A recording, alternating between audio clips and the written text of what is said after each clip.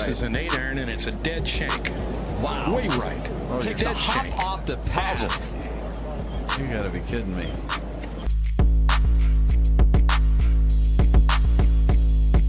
Very tough pitch shot right here. You got to hit it into the hill. One hop up and bite, and it's in. Kind of like that.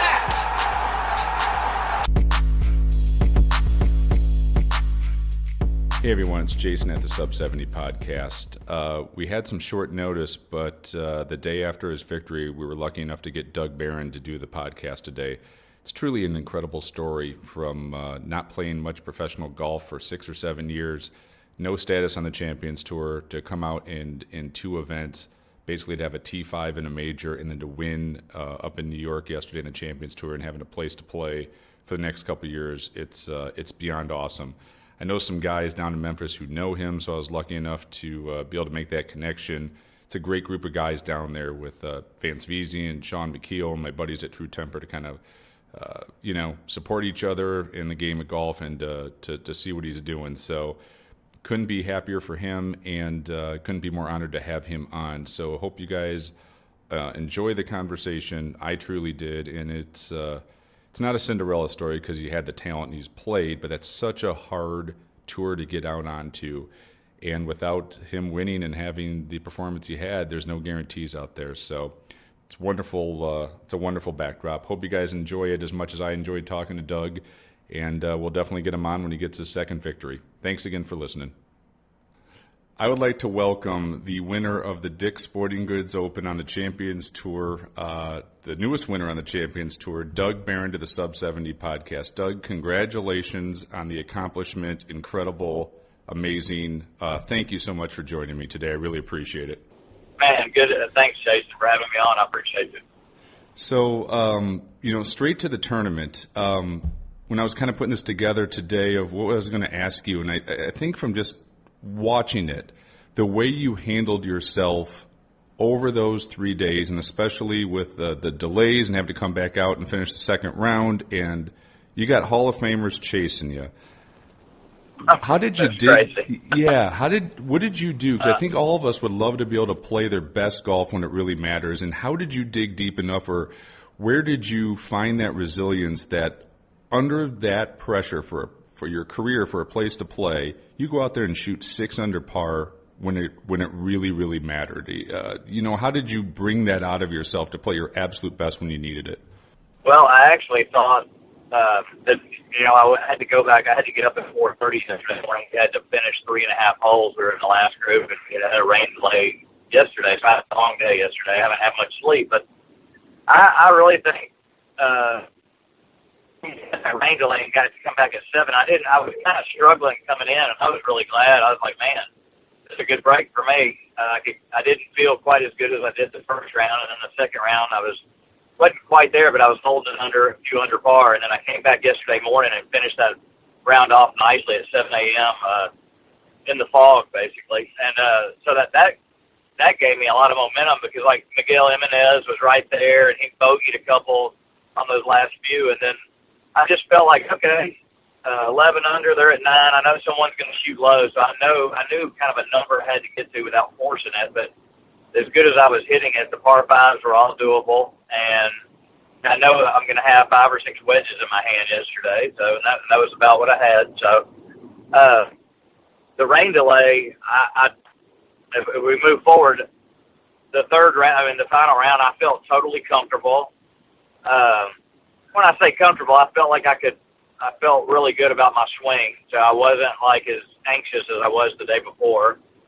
So I got up on the first hole and hit driver and just piped it right up in front of the green, literally 70 yards from the pin, so that was pretty cool. And then making maybe the putt of my life on the second hole, making a 50-footer for birdie after driving in the rough I turned bogey into birdie, is all you can say, and kind of just settled down and started hitting really good shots after that. Did the delay then later in that afternoon, and you see, Fred Couples chasing you, was that actually a blessing in disguise that you kind of had a little bit of a break? You're playing well, you kind of know what's in front of you, and then did it actually kind of help calm the nerves a little bit, where you know where you're at and you know what you're going to have to do, and have that break a little bit to kind of be like, okay, I'm right here, I can get this done, versus Was it good, or was it potentially? I mean, it turned out good. You no, won. no, I thought it was great personally. I'll tell you the backstory. So I had birdied 12, and I'd seen Fred get to 15, and then I knew 13, 14, and 15 are the tough stretch. And if you can get through those, you got birdie. I think the last 3 holes you should have a good opportunity at birdie. So when I hit I made a great par at 13, hit a really good shot into 14, and almost made the putt. But I ended up hitting 3-wood off 15. I'd hit driver first and second round and hit it really nice, but hit a great 3-wood. And then the horn went off again. I didn't know how long the delay was going to last, but I was fine. I never got anxious or anything during the delay, and my back had been hurt all week, and it really never stiffened up on me. I kept moving, and I kept loose. I stretched a bunch, and I told my wife, I told my caddy too, the only 2 people I told my wife, I said, I've got a wedge. I'm 130 yards into 15. I can drive it right by the green on 16. I'll have a 5 or 6 iron into the middle of the green at 17, and I'll have a mid to short iron into 18. I said, I would much rather be where I am and take my own chances than to work. I think I was in a better position than Fred. Obviously, he played an incredible round of golf, and I like my chances on those last 4 holes playing them under par. So I've done it all week, and I've played 8 different VC Opens and played those holes, always played them pretty well. So. What was that? I believe it was 9 iron you had into 18, solid swing. You put it in the exact right spot where you've got the victory in hand. Can you describe that emotion after all these years and all of this work to win at a high level like that, of what that feels like? Well, I mean, most of us will never experience it. What's that Right. like? Well, I'll tell you, it was an 8 iron, by the way. It was 158. It was getting kind of late. And I had a perfect lie. I didn't hit the best drive, but I got it in play. That's all I needed to do. But if I could have my life on the line and having mid to short iron, I've always been pretty good with those. And I told my caddy, I said, I'm going to kind of go right at that pin because, we had driven by it in the carts coming in. And I said, you could be aggressive to that pin. Even if you missed a little right, you had room. And I felt totally confident because I had a perfect yardage, so I knew I couldn't knock it over the green if I just hit a nice smooth 8 iron, and it came off the club just like I wanted. I mean, 15 feet below the holes, all you could ask for. It's all I needed. I guess what you're asking is how did you feel? I felt I felt like I won the tournament when I made the putt at 17. I really. Put the 8 iron in my hand. It was an easy shot to pull off in the situation. So 17 is where I won the golf tournament, though. That putt is what I would tell you, and it was a heck of a feeling. I was having a hard time not crying going to the 18th tee because I can make a bogey on this last hole no matter where I hit it. So it was a good feeling. So I know you talked about this a little bit as well, but you got to have new goals. I'm assuming now for this season. I mean, the Charles Schwab, Cup race is, sure. is in play now. Like, it changes everything. Have you had any chance to kind of think about, how goals for the season and next season of, what you want to accomplish now that you've got a place to play? Well, I'm going to I haven't put any goals in. Obviously, I haven't slept in about 24 hours. I got up and flew to Nashville this morning. I'm driving back right now, and because I'd left my car in Nashville, it was cheaper to fly out, but I'll sit down and think about what I want to do. I'm not going to put any crazy pressure on myself. I feel like I'm playing on house money right now, especially after this week. But I just, you dream about winning. I came up to play in the Dick's Sporting Goods, hoping to get in the top 10 and get in the next week and have a chance to win. All I ever say is I just want a chance to win with 3 holes to go. And a backstory to that is I played on this smaller tour, the Emerald Coast Tour, and I've won 3 tournaments from start to finish out there this year. And just learning how to win again has been so huge to me because, playing against these kids, I can't go beat 120 kids anymore, but I can beat 30 of them. And it's been really cool just to feel how to win again. And I'm telling you, if it wasn't for that tour, I don't think I would be at the level I got to this week or in the Senior British Open for that matter. Yeah, that was going to be one of my questions. Is I saw you're leading the money list, and you're playing against 25, 28, 30-year-old kids, and you're more than holding your own. Like, that has to be. I mean, winning breeds winning, right? And if you can win on that tour, it has to be. It's not like you haven't been playing well. This isn't out of nowhere at some level, right? I mean, this is the 4th win of the year in professional events. Pretty impressive. I mean, it helped me against Scott McCarron, who hits it so far, because I'm used to getting outdriven by 50 yards, and he was only outdriving me by 20. So it was I I kept up with them for the most part, but yeah, these kids hit it so far, and you have to. The only way I could beat the kids is mentally, and that's the only thing I would tell you coming up to the Dick Sporting Goods or the Senior British. You can't really beat everyone mentally because everyone's got that solid game. It's just you have the guts enough to finish it out, and just being under the gun so many tournaments, even though there were smaller tournaments, has helped me with my nerves tremendously. Yeah, winning breeds winning, right? If you can do it, Yeah, there's no absolutely. reason you can't do it, and you proved that yesterday. And that's, Right. And I think that's where playing your way into shape. You'll see a lot of the guys play, some Corn Ferry Tour stuff as they get close to 50, right? I mean, there's golf and then there's tournament golf, and I'm assuming in that work you've put in had to have helped on Sunday. No question, and another reason I didn't even want to go play on the Corn Ferry Tour because I've seen some of my friends just get beat up so bad. It's the game's changed so much, and it's hard to go out there and compete against 156 kids that are 25 years younger than you. So I had zero aspiration of doing that. I don't think it has helped a lot of my friends' confidence, and I'm not going to name any names, but I've just seen a couple of my buddies get beat up, and a couple of them told me that, and they're saying, man, it's just so hard out there now. That tour's changed so much. One, the golf courses are just bombers courses, and I've been playing really hard golf courses too. That's what's been pretty fun about this little Emerald Coast tour. We play the best courses we were playing the best courses in the Panhandle in Alabama and Mississippi, so it was pretty cool. I was going to ask you too on, the sort of the journey back to professional playing. I know you were a teaching professional in Memphis and teaching at Yes, Windy sir. Country Clubs, where I got some buddies down there, and Yeah, I taught at Southwind as well. So I'm sorry. I taught at Southwind for the last couple of years when I taught. Yes, sir. Yeah, TPC, great golf course facility there as well. Yes, sir. So Yeah. you're done playing professionally for a little while, and then you're back in Memphis. You're teaching, you're still in the business, and at what point then do you start thinking, look, I've got the talent, but if I got to put the work in, and I'm going to train, Right. I'm going to go from teaching professional to touring professional again, and how did that idea come about that you're ready for this, and what steps did it take to even kind of get ready to go out and play on the Emerald Tour to compete against 30-year-old guys out there?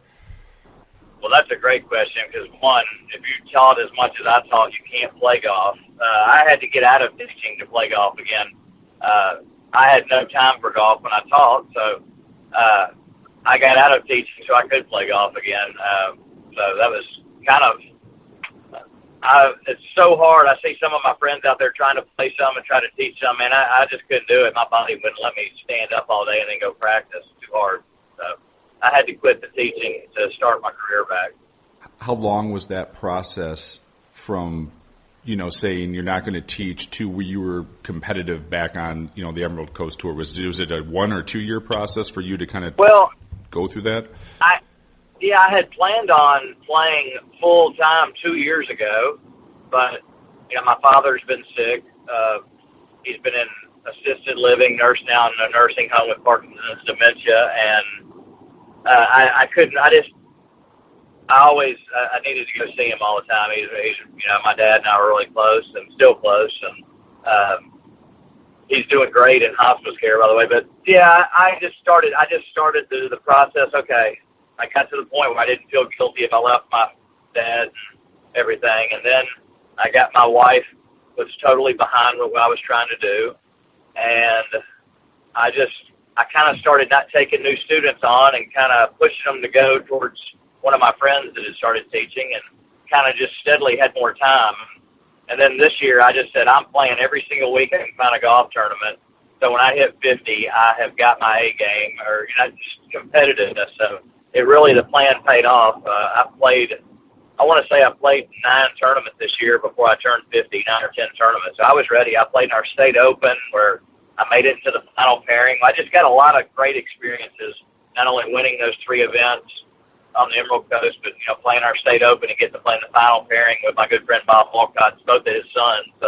It's just been a great year of experiences for me. With all the teaching that you did, do you think your golf swing is technically better now than when you were playing the PGA Tour? Have you learned from teaching people as well and kind of, use that in your own golf swing to make it more efficient or better? Swing looked great yesterday technically. Absolutely. A guy at my level doesn't need to think about his swing a whole lot. And that's for my friend that I work with, David Toms, as coach down in Shreveport, Sean Webb. He's been working with me almost a year now, and he's got me. We've worked on two simple things literally in a year, and they still creep out. They crept into my game a little yesterday, but I don't. I kind of have gotten to know my swing better, so it's made it easier to play golf. And I've never been one that could think a lot when I was on the golf course. I've always just kind of seen the shot and hit the shot. I know that's simple, but I work on my technique on the range, and I try not to think of it too much on the golf course. So. Yeah, the swing looked technically it was beautiful. Always the guys who teach and then go to play, it's always an interesting, conversation to have, and the other guys I've had in the podcast say that too, that being a teacher has actually helped out with their own game when they kind of get back out there and do it again, right? You kind of learn as you teach the students, and it can't help but circulate back into your own game. So, yeah, technically your swing looks, really, really good, and then it has to translate into, so you agree with what I'm saying, that your swing is technically better at 50 than it was at 30. I had a pretty good swing when I was 27. I set a tour record. I tied Billy Andrade making 21 cuts my rookie year. So I think I had a pretty good swing back then. I'd say I'm in physically and mentally better shape than I was when I was on tour. So, did all that time on tour make that learning curve of getting back to professional golf a bit easier in the sense that you have played in over 200 PGA Tour events? You've been out there. You've played with the best in the world. Is it sort of like riding a bike a little bit again, since you have done it at one point in your career? Well, the facts are, and you've seen it in a lot of guys, you can't take the past back. So I tried not to be that guy that said, oh, I've played on the PGA Tour. I try to just be the Doug Barron that I am today. And, I never won on the tour. My third was my best finish. I had 7 seconds on the Korn Ferry Tour. I tried not to live in the past. I said, I'm just starting all over, just like when I was a rookie trying to get on the PGA Tour. And sure, I knew I had been there, but I tried not to use that. Against myself, because some people can get bitter when they say, oh, man, why can't I get my game back to this level? I was trying to actually be better than I was when I was on the PGA Tour. That's the goal. I think I still have my better days ahead of me. I hit it farther than I did when I was on tour, obviously with the technology and stuff, but I think my mental game and I'm physically more fit than when I played the PGA Tour. So I tried not to compare my old self to my new self. Yeah, I guess where I was asking is, let's say you were a club professional the entire time. You haven't had that experience, but still playing in Korn Ferry and playing the PGA Tour, being under the gun at that level, there still has to be some sense that it's not overwhelming. It's not too big of a stage. You've played at the highest level for a long time. I played at a high level, and I think other people knew how good I could be. I just don't think I always knew how good I could be. So, that being said, I think I'm starting to figure out I can be pretty good. And yes, playing at that level is a definite advantage because you get thrown into the arena and never been there with the scoreboards, the fans, all of that. It could be overwhelming for someone that hasn't done it. Counting both tours, I think I've played over 400 golf tournaments. So I think if you're not prepared for that, that's a whole other learning curve. So. Ian, I know you also talked about this as well, but you can't do this without the support of your family. What did their support of your wife and kids saying, go out and do this, you have the talent, this is your time? It has to mean everything that, you've got that support at home and the fan base around Memphis. I mean, like I said, I'm already, I talked to Sean McKeel this morning to get your number, and you can just tell he's thrilled for you, right? Like there's a lot of people pulling for you. No one's a bigger Sean McKeel fan than Doug Barron, so we've been good for each other in our careers. I think we grew up, both our dads pulled for us both because we knew they always knew if we both played or one of us was playing good, it would push the other to get better too. So I love Sean McKeel like a brother, and I'm always very grateful for his friendship. That being said, what were we talking about? About the I lost my point. Yeah, about your family, just saying, go ahead and let's do this. You have the talent, go do it, to have their support. Well, I've got an incredible wife who has incredible instincts, and she said, Doug, I don't think you could ever live with yourself if you didn't go try it one more time. When we talked about it, so I had her support, which was huge. I have two wonderful sons, and I'm a little guilty with the first son because I missed most of his childhood because I traveled on the PGA Tour and they weren't always out there with me, and I missed a lot of life moments. And then I missed him going off to college this weekend. So that's another reason I'm not playing this week. I'm going to go down and see him, and then my youngest son actually during the summer travels more than I do. He's a competitive tennis player, and he's one of the highest ranked players in his age group in our state.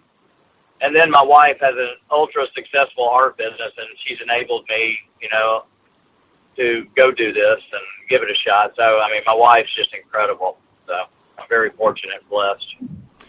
Well, it's like I said, it's a great story. It was fun as a golf fan to watch it yesterday, and it was also fun to watch, you staying in the moment, and the putting stroke looked great, and it was really cool to see, it unfold and a player to play up to their potential. And I think it's like all golfers just love watching that when, somebody puts the effort in and they get the results that they're looking for. It's just, it's such a great story. And thanks for taking the time today to be on this. I don't think this is going to be your last win out there. And hopefully Sean will get his win coming up here as well, too. It'd be great if both you guys could kind of knock one out before the end of the year as well. I think I've got Sean inspired a little, so I look for him to play well soon. So yeah, the talent is there with that one as well, right? I mean, it wouldn't surprise me. He has more heart than anybody I've ever met besides Lauren Roberts. So. Well, you don't win a major championship without it, right? I mean, it speaks for itself. Well, safe travels. Congratulations. Thanks so much for your time today. And when you get that second W, we'll have another quick talk about it. I would love to have you back on again. But keep playing great golf. Congratulations with everything. And we couldn't be happier for you. Well, thank you so much. It's great talking with you.